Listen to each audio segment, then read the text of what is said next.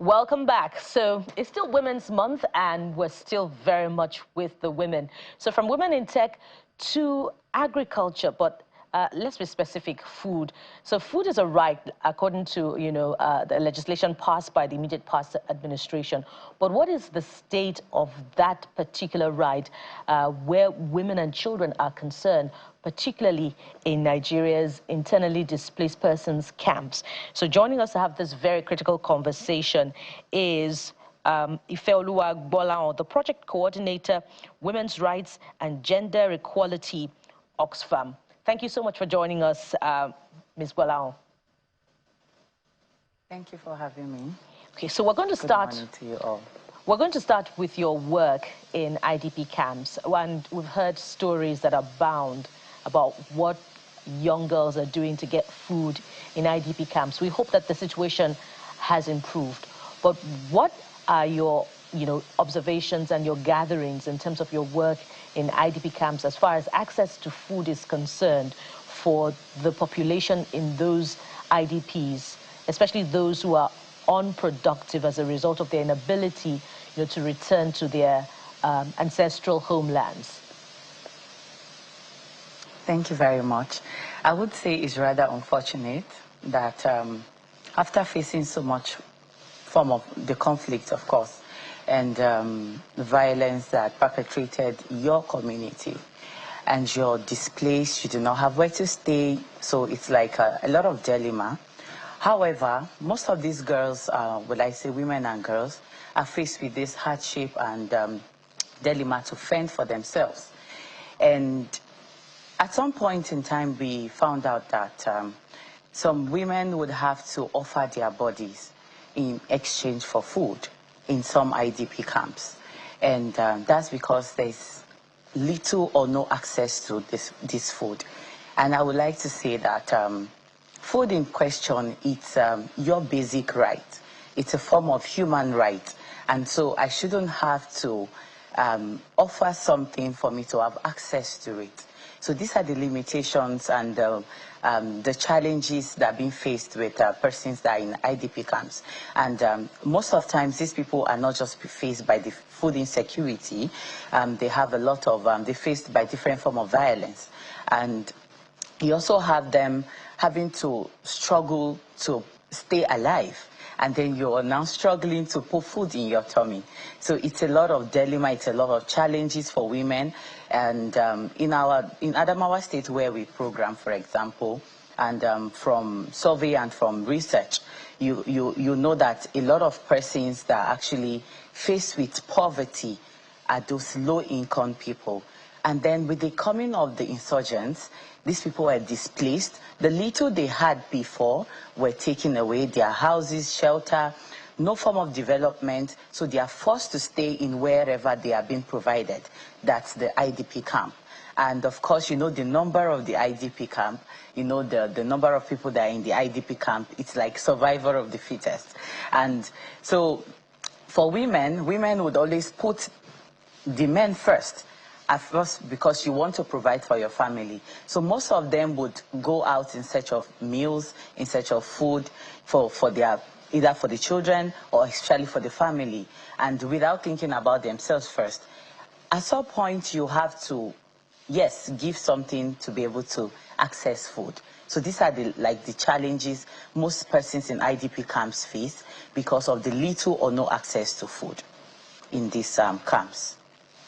So there's an uncertain number of data of IDP camps in the country, the exact number at the moment. We know there are some in Benue, Borno, in the Federal Capital Territory. But how far-reaching is this particular challenge that you talk about women having to offer themselves, their bodies in exchange for food? How far-reaching is it in the camps that we know exist currently in the country? Okay, thank you very much. I would like to say that let's not overlook the support and then the effort of international NGOs and also even the government. A lot of times, especially with the the flooding in Borno State. There's been influx of international NGOs supporting and ensuring that people have the adequate access to the basic needs, which is shelter, the food, and all of those. It doesn't mean that there are no challenges, and there are no, this challenge that we're talking about women having to offer their body at some point to be able to access food. And I would say it's not really on the high currently. For OXFAM currently has an ongoing project in actually providing basic needs for the people in Borno State. So, and it's not Oxfam alone, there are a lot of international NGOs that have actually swung into action to ensure that people are provided with a basic need. I've seen in some point even as overlooked as Panadol. Sometimes people feel like, oh, giving them medications and all of those, actually not needed. So people have done at different point in time, different needs for these women and girls. So I would say that the percentage is actually not on the high currently, unlike before, where we are struggling to attending to the basic need, and then you are also struggling to see that people are faced with discrimination or inequality or some sort of violence are actually reduced. So I would say currently, as the nation stands, with the different IDP camps at different states, in Benue, in Adamawa State, in Yobe, in Borno, and then part of Plateau State, I would say that it's actually really, really reduced compared to what we keep recording at some point in time in the years past. So what form of intervention would you say for people that are even in the urban centers who are also very hungry? IDPs is in an extreme situation. Nobody wants to live outside their normal homes or ancestral homes and all of that. But there are persons in urban centers as well who are really struggling given the state of the economy. And so I'm asking questions based on level of intervention at community level and at government levels. So if I get your question correctly, because the mic is... okay, I was talking about the fact that it's not just IDP camps that we have issues of around food and hunger. There are people living in urban centers, which I want you to speak to as well, who are struggling based on the situation the country has found itself, the reforms of the government, which they say is a temporary pain for greater gain tomorrow. And so what form of intervention can be used to cushion this besides what is going on? Because sometimes even when the government says they are doing stuff, people really don't believe whether it's going on or not, and whether it is moving the needle sufficiently to be able to aggregate sufficiency to sustain the people. All right. From my point of view, I feel we should have a holistic approach. And I would come from a point of the bottom-top approach. And the bottom-top approach in the sense that, yes, I understand there are quite a lot of people in the urban setting that are also faced with this abject poverty.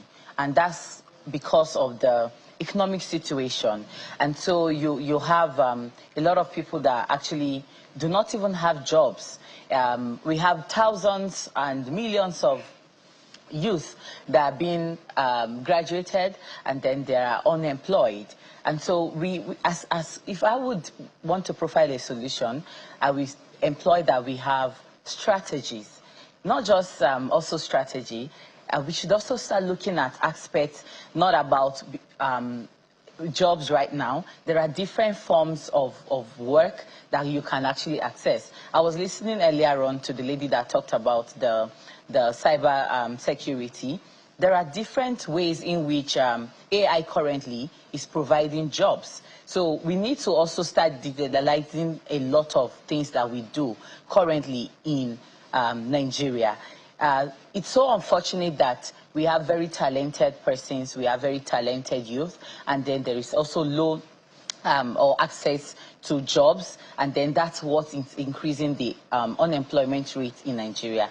So in the urban setting, you look at having to have a strategy where people have access to adequate jobs, and not just high-paying jobs. And then we're looking at also reforms we jokingly said recently that if you earn 100,000 in Nigeria, it cannot even buy a bag of rice. So that means you're extremely poor. So imagine someone that does not even have that 100K to be able to provide for his family. So I would say there should be a form of strategy that should be put in place. And the strategy comes from having to have, we don't have data that speaks to how many persons graduate every year, how many persons are actually living in this kind of abject poverty, and how many persons can the government provide solutions to. Enough of a lot of, we have a lot of programs, we have a lot of, there's programs that the government have actually put out there, but is it actually addressing the issues? No, it's not. And for me, whenever I speak to young persons, I keep saying, you need to understand that the future for yourself to actually be successful is in your hands. You do not have to do what every other person is doing. You also have to find other better strategy for you to actually be successful. So that's what I feel.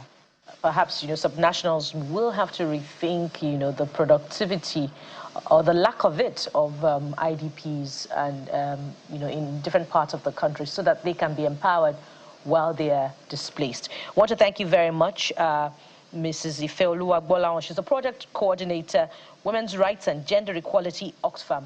Thank you for joining us on this particular segment. Thank you for having me. Thank you so much. And up next, she's the last, but definitely not the least. She brings in some glamour and excitement to this last part of our conversation. Stay with us. We'll be right back.